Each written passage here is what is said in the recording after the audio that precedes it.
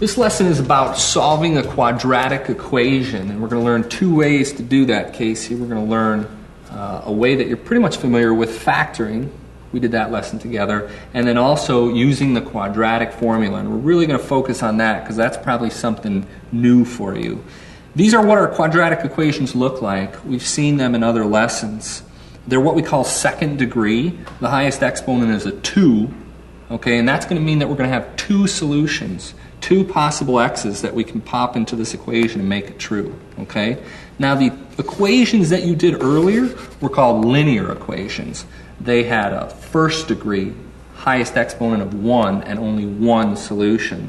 So remember, solving an equation sometimes takes several steps, but your goal is ultimately finding the x that you can pop back up in that original equation and make it true. So, quadratic equations, this is what they usually look like. They have an x squared, an x to the first, and then a third term with no x. This a, b, and c, those can be any numbers, positive or negative. Okay, and we're going to need to, for the quadratic formula, look at our equation and figure out what our a, b, and c's are. All right? That's what we call the standard equation, though. But here's ours. This is the equation we're going to be working with.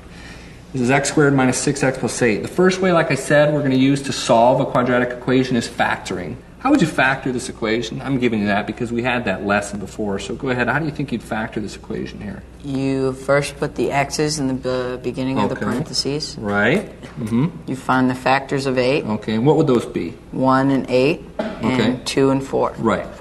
And so what do we fill these blanks with here? In this case, it would be 2 and 4. 2 and 4. And what goes in between? What sign do we put in between? Both negative. Both negative. Okay. Now that we already know.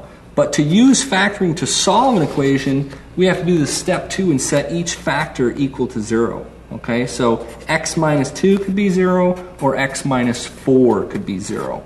All right? Of course, when you solve these, this means x is 2, and this means x is 4. And those are our two solutions. Remember, quadratic equations have two solutions that you can put back up to make it true, 2 and 4. Okay? Now let's look at this quadratic formula. You seen this before? I have, but I don't really know what it does. Yeah, well, let's talk about what it means. This is going to tell us our x's. You see this says x equals this. This is going to tell us our x's. And we can use this when we have more complicated equations that we can't factor, because sometimes you can't factor a trinomial and figure out how to, what x's are going to solve the equation. So this we can use for more difficult equations. Let's look at how we use this. This is the standard equation, ax squared plus bx plus c. This is our equation, okay? What is our a? What is our b? What is our c? Because that's the first step. We need to figure that out. If this is a standard equation, and a is the coefficient for x squared, and b is the coefficient for x, and c is the constant on the end, what is our a, b, and c? A is 1. A is 1. B is negative 6. B is negative 6. And c is 8. And c is 8.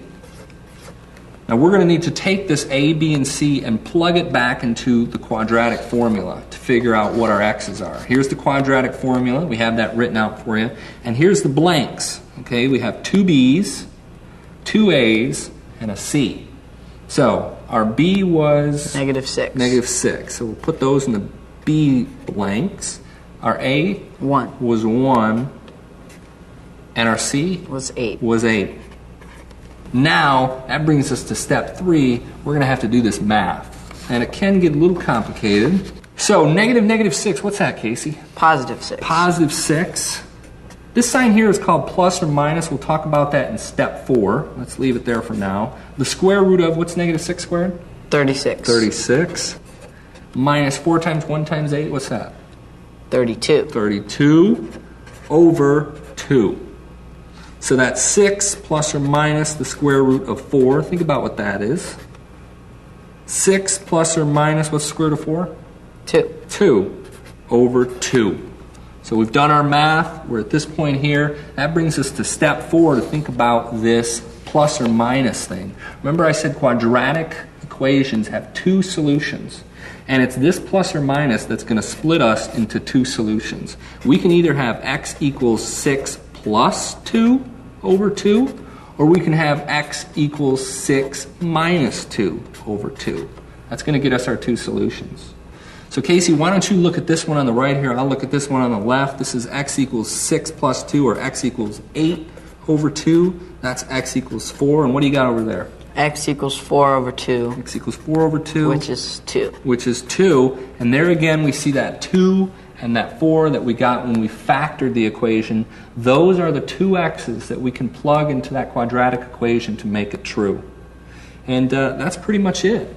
You know, we learned two methods. The factoring, I think you're pretty good with. We did that lesson together, you and I, and you know, we just had to add the step of setting the factors equal to 0. But this quadratic formula is some tough stuff, and it's really just about finding your a, b, and c, plug them into the formula, doing your math, and then doing the separation at the end to find your two x's. Quadratic equations have two x's that can work, and we got them here. So that's a good job.